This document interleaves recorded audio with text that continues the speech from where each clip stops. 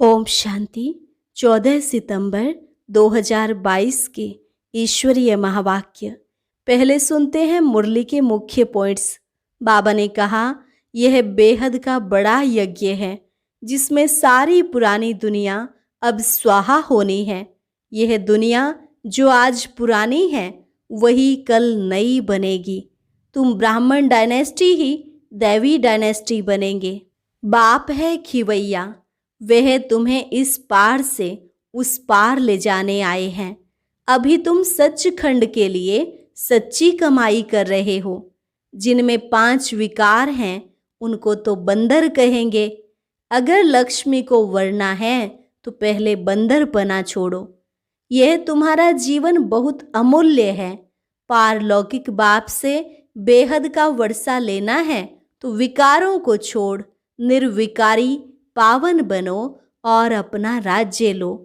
अभी तुम मनुष्य से देवता बेगर टू प्रिंस बन रहे हो। जो जितना जास्ती पुरुषार्थ करेंगे उतना उच्च पद पाएंगे। यही रेस है। इसमें जो पहला नंबर आएगा उनको बहुत बड़ा इनाम मिलेगा। अभी बाप डायरेक्ट कहते हैं, तुम जितना इंश्योर करेंगे उतना भविष्य 21 जन्मों के लिए तुम्हें मिल जाएगा। बाप तो दाता है, वह तुम्हारे दान का क्या करेगा। यहाँ तुम भगवान के पास अपने को इंश्योर कर रहे हो। यह है सच्चा इंश्योरेंस।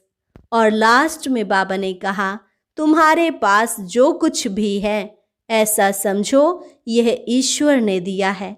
अपना ममत्व रखेंगे तो राजाई नहीं मिलेगी। तुमको जो चाहिए सो बाप से लो।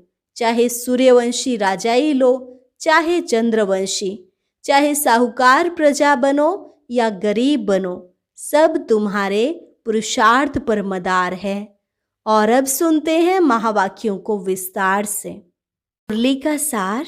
मीठे बच्चे, यह रावण की शोक वाटिका है जिसमें सब दुखी हैं। अभी तुम रावण को भगा रहे हो, फिर जय जयकार हो जाएगी। सब अशोक वाटिका में चले जाएंगे। प्रश्न, प्रजा में भी उच्च पद किस आधार पर प्राप्त हो सकता है? उसका मिसाल कौन सा है?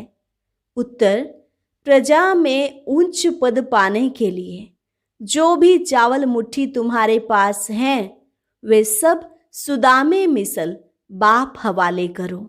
दिखाते हैं ना, सुदामा ने चावल मुट्ठी दी तो महल मिल गए। बाकी राजाई पद के लिए तो अच्छी रीति पढ़ना है, पूरा पवित्र बनना है, अपना सब कुछ इंश्योर कर देना है। गीत, आखिर वह दिन आया आज। ओम शांति। परम पिता परमात्मा को खिवैया भी कहते हैं।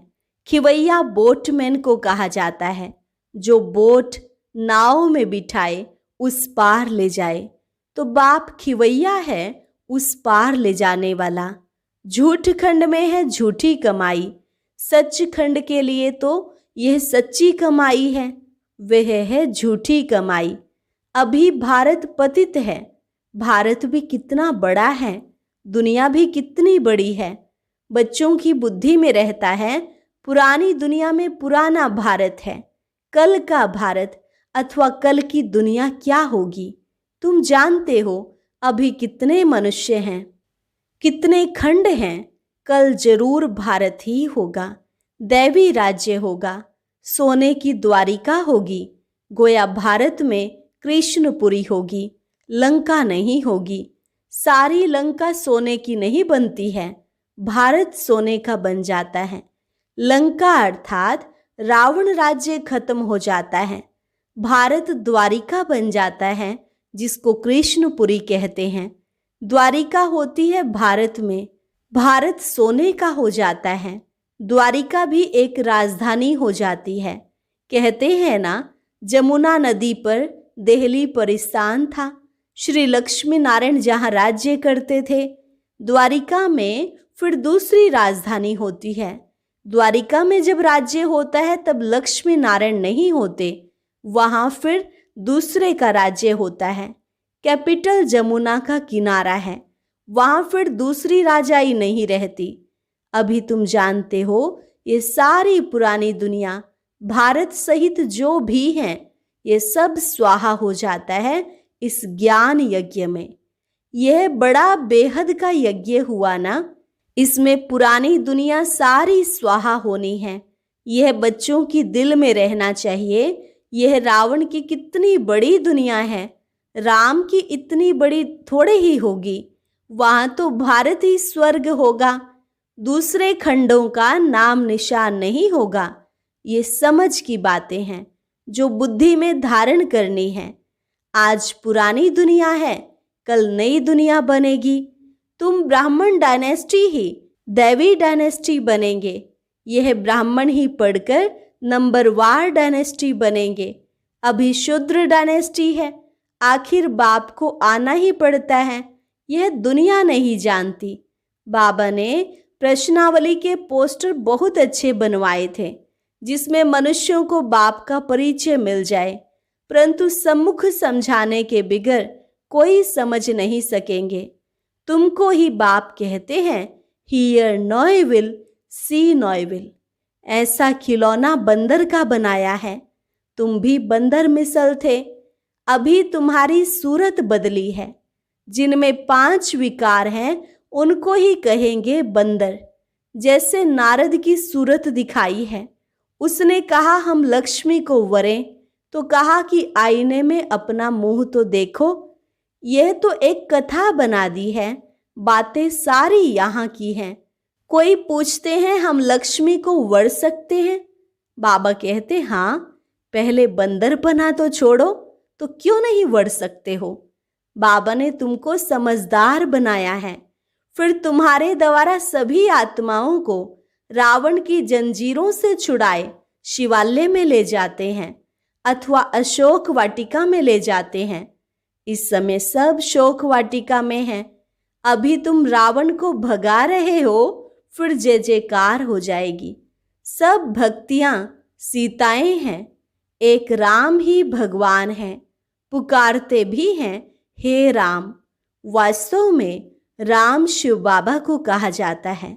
बाबा ने आकर समझाया है, राम ही आकर सबकी सद्गति करते हैं, स्वर्ग में ले जाते हैं, जिसको राम राज्य कहा जाता है।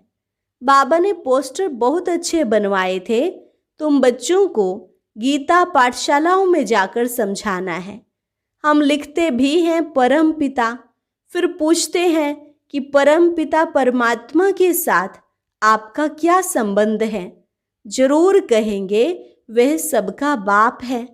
अच्छा, जब हम उनके बच्चे बने हैं, वह तो बेहद का बाप नई दुनिया रचने वाला है, फिर तो हमको जरूर स्वर्ग में होना चाहिए। यहाँ नर्क पतित दुनिया में क्यों पड़े हो? लक्ष्मी नारायण का राज्य क्यों नहीं है? भारत को स्वर्ग का स्वराज्य था ना, अब कलयुग में रावण राज्य है। तुम स्वर्ग के मालिक थे ना, और कोई धर्म नहीं था। आज से 5000 वर्ष पहले लक्ष्मी नारायण का राज्य था। राजाएं भी डबल सिरताज हैं, पवित्रता का भी ताज था और रतन जड़ित ताज भी था। राम राज्य तो पीछे होता है, तो बुद्धि में होना चाहिए कि बरोबर भारत में इन्हों का राज्य था। ये लक्ष्मी नारायण ही पहले पहले नंबर के हैं। सतयुग में दैवी गुण वाले मनुष्य थे, फिर 84 जन्म भी इन्हों को ही लेने पड़ते हैं। अब वह लक्ष्मी नारायण कहाँ हैं? सब पतित दुनिया में है ना। फिर उन्हों को बाप बैठ राजयोग सिखलाते हैं।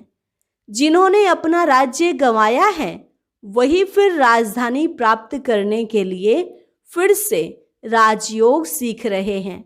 तुमको याद है कि हम हर 5000 वर्ष बाद राज्य लेने बाप द्वारा राजयोग सीखते हैं। आधा कल्प सुख का राज्य करते हैं, फिर आधा कल्प रावण राज्य में दुख का राज्य होता है। अभी हम फिर पढ़ रहे हैं, हर 5000 वर्ष बाद भगवान बाप आकर पढ़ाते हैं। भगवानुवाच, कौन सा भगवान? वह तो कृष्ण के लिए कह देते हैं। तुम तो कहते हो एक ही निराकार शिव भगवान है। श्री कृष्ण तो देवता है। फिर पूछा जाता है, प्रजापिता ब्रह्मा से क्या संबंध है? वह तो पिता ठहराना, एक दादा एक बाबा। इस समय तुमको 2 बाप हैं। तीसरा है लौकिक शरीर देने वाला बाप। यह 2 हैं प्रजापिता ब्रह्मा और शिव बाबा। लौकिक बाप से तुम हद का वर्षा लेते हो। अब पारलौकिक बाप कहते हैं, मेरे से बेहद का वर्षा लो। परमपिता परमात्मा आकर पतितों को पावन बनाते हैं और राज्य करने लायक बनाते हैं। तीसरा प्रश्न फिर पूछा जाता है कि गीता का भगवान कौन? मनुष्य तो कह देते हैं श्री कृष्ण। तुम कहते हो कृष्ण गीता का भगवान है नहीं। प्रजापिता ब्रह्मा को भी भगवान नहीं कहा जाता है। शिव को ही भगवान कहेंगे क्योंकि वह है निराकार और यह प्रजापिता ब्रह्मा है साकार। तो भगवान एक शिव ही ठहरा। यह भी बाबा ने समझाया है। तुम शिव शक्तियां हो, सेना भी हो। तुम विकारों को छोड़ निर्विकारी पावन बन अपना राज्य लेती हो। फिर यह रावण राज्य खत्म हो जाएगा। अभी तुम अपनी राजधानी स्थापन कर रहे हो, कल इनके मालिक बनेंगे। लक्ष्मी नारायण को राज्य किसने दिया? हम कहेंगे इन्हों को राज्य देने वाला परम पिता परमात्मा शिव है, जो अब दे रहे हैं। शिव बाबा कहते हैं, आगे भी हमने तुमको राज्य दिया था, अब फिर सिखला रहा हूं। ये सब खत्म हो जाएगा, पावन दुनिया स्थापन हो जाएगी। फिर तुम वहां सोने हीरों के महल बनाएंगे, राज्य करेंगे। तुम्हारी एम ऑब्जेक्ट ही यह है। सो हम लक्ष्मी नारायण बन रहे हैं। यह है ऊंच ते ऊंच पद। इन्हों को किसने पढ़ाया? जरूर ऊंच ते ऊंच बाप ने ही पढ़ाया है। अब फिर से राजयोग सीखते हैं, जो फिर भविष्य में यह पद पाएंगे, तत्वम। इतने में सब धर्म खत्म हो जाएंगे। ब्रह्मा द्वारा दैवी धर्म की स्थापना, शंकर द्वारा पुरानी दुनिया का विनाश, फिर विष्णु द्वारा पालना, लक्ष्मी नारायण फिर पालना करेंगे। यह समझने की बातें हैं। तुम्हारी जो जीवन है, इनको अमूल्य कहा जाता है। शिव बाबा द्वारा तुम्हें यह लॉटरी मिलती है। रेस में जो पहला नंबर आता है, उनको बड़ा इनाम मिलता है। तो ये लक्ष्मी नारायण पहले नंबर में है। इन्हों की दौड़ी तुमसे जास्ती है। पहले नंबर में है ब्रह्मा, फिर सरस्वती। इनको योग बल की दौड़ी कहा जाता है। बाबा ने समझाया है, सतयुग में पहले लक्ष्मी फिर नारायण कहेंगे। यहाँ तो सरस्वती ब्रह्मा की बेटी है, इसलिए सरस्वती ब्रह्मा नहीं कहेंगे। पहले ब्रह्मा, फिर उनकी बेटी सरस्वती।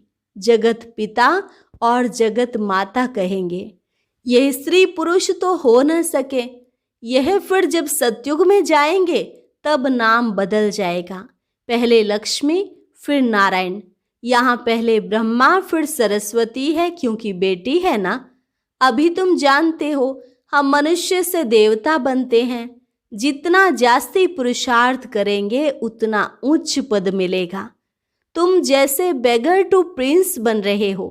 अच्छी रीति पढ़ाई पढ़ेंगे तो राजा बनेंगे। अच्छी रीति नहीं पढ़ेंगे, पवित्र नहीं रहेंगे तो राजाई भी नहीं पाएंगे। शिव बाबा तो राजाई का वर्षा देते हैं। अगर कोई राजाई नहीं लेते हैं, पवित्र नहीं बनते हैं, तो प्रजा में चले जाते हैं। अच्छा, प्रजा में भी नंबरवार हैं। कोई पूछते हैं प्रजा में हम उच्च पद कैसे पाएं? फिर मिसाल समझाया जाता है सुदामा का। चावल मुट्ठी दी तो महल मिल गए। यहाँ जो चावल मुट्ठी देते हैं तो 21 जन्म के लिए महल मिल जाते हैं। यह है इंश्योरेंस। हर एक अपने को इंश्योर करते हैं भगवान के पास। ईश्वर अर्थ गरीबों को देते हैं। कोई अन्न देते, कोई धन देते हैं, कोई फिर मकान बनाकर देते हैं। धर्माऊ जरूर कुछ न कुछ निकालते रहते हैं, क्योंकि पाप बहुत करते हैं। इसलिए दान पुण्य करते हैं। तो गोया इंश्योर किया ना, दान पुण्य अनुसार दूसरे जन्म में अच्छे घर में जन्म मिलता है। समझो किसने हॉस्पिटल बनाई होगी तो दूसरे जन्म में रोगी कम होगा। कोई ने यूनिवर्सिटी बनाई होगी तो दूसरे जन्म में उनका फल मिलेगा, पढ़ेगा बहुत अच्छा। वह हुआ इनडायरेक्ट दान पुण्य करना। अभी तो बाप डायरेक्ट कहते हैं कि जितना इंश्योर करेंगे 21 जन्मों के लिए तुमको भविष्य में मिलेगा। फिर जितना करो, बाप तो दाता है। शिव बाबा तुम्हारा क्या करेगा? वह तो कहते हैं सब कुछ बच्चों के लिए ही है। मनुष्य दान गरीबों को करते हैं तो ईश्वर द्वारा उनको फल मिलता है। यहाँ भी शिव बाबा कहते हैं तुम मुट्ठी देते हो तो नई दुनिया में तुम्हें 21 जन्मों के लिए फल मिलेगा। चाहे सूर्यवंशी राजा ही लो, चाहे चंद्रवंशी राजा ही लो, चाहे साहूकार प्रजा बनो, चाहे गरीब प्रजा बनो, श्रीमत तुमको मिलती रहती है जिससे तुम श्रेष्ठ राजा रानी बनेंगे या तो प्रजा। सो तो साक्षी होकर देखते रहते हो। बाप कहते हैं तुमको जो चाहे सो लो। इनको इंश्योर मैग्नेट कहा जाता है। यह है गुप्त। अभी तुम जानते हो बाबा सम्मुख आया हुआ है, हमको 21 जन्मों का वर्षा देते हैं। जितना इंश्योर करेंगे बाबा कहते हैं हमारा बनेंगे। तो तुम्हारा हक है राजाई लेना। बाप का कैसे बनते हैं? कहते हैं बाबा हमारे पास यह है। बाप कहते हैं तुम तो कहते हो ना यह सब ईश्वर ने दिया है। बस ऐसा नहीं समझो यह मेरा है। अपना ममत्व नहीं रखो। ममत्व रखेंगे तो राजाई नहीं मिलेगी। गृहस्थ व्यवहार में रहते श्रीमत पर चलो तो ममत्व नहीं रहेगा। तुम्हारी तो गारंटी थी ना बाबा आप आएंगे तो हम आपके बन जाएंगे। मेरे तो एक आप ही हो। अब बाप के पास जाते हैं, बाबा फिर स्वर्ग में भेज देंगे। बाबा रोज रोज सुनाते रहते। सुनाते सुनाते कितने वर्ष हो गए। अब बाकी थोड़ा समय है। यह बाबा का लॉन्ग बूट है ना। बाबा ने पुरानी जूती में प्रवेश किया है। कहते हैं बच्चों को सृष्टि के आदि मध्य अंत का समाचार सुनाता हूँ। मैं नॉलेजफुल, ब्लिसफुल लिबरेटर हूँ। सुख करता दुख हरता हूँ। जितना तुम बाप को याद करते जाएंगे तो पाप कटते जाएंगे। अच्छा, मीठे मीठे सिकिलधे बच्चों प्रति मात पिता बाप दादा का याद प्यार और गुड मॉर्निंग। रूहानी बाप की रूहानी बच्चों को नमस्ते। रूहानी बच्चों की रूहानी बाप दादा को नमस्ते नमस्ते, गुड मॉर्निंग। धारणा के लिए मुख्य सार। पहली पॉइंट, राजाई पद लेने के लिए पूरा श्रीमत पर चलना है। किसी भी चीज में ममत्व नहीं रखना है। मेरा तो एक बाप, यही पाठ पक्का करना है। Hear no evil, see no evil, talk no evil. बाप के इस डायरेक्शन पर चल मंदिर लायक बनना है। वरदान, कंट्रोलिंग पावर द्वारा स्व को कंट्रोल कर फुल स्टॉप लगाने वाले सदा समर्थ आत्मा भव। कंट्रोलिंग पावर द्वारा स्व को कंट्रोल कर फुल स्टॉप लगाने वाले सदा समर्थ आत्मा भव। बिंदु स्वरूप बाप और बिंदु स्वरूप आत्मा दोनों की स्मृति फुल स्टॉप अर्थात बिंदु लगाने में समर्थ बना देती है। समर्थ आत्मा के पास स्व के ऊपर कंट्रोल करने की कंट्रोलिंग पावर होती है। वह दूसरों को कंट्रोल नहीं करते, लेकिन स्व पर कंट्रोल रख परिवर्तन शक्ति को कार्य में लगाते हैं।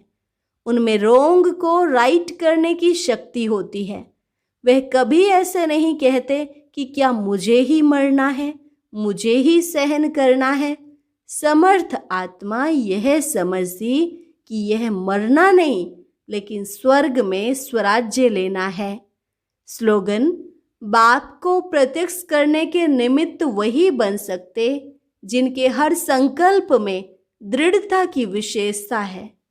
बाप को प्रत्यक्ष करने के निमित्त वही बन सकते जिनके हर संकल्प में दृढ़ता की विशेषता है। अच्छा, और अब यह एक बहुत अच्छी वीडियो भी जरूर देखें।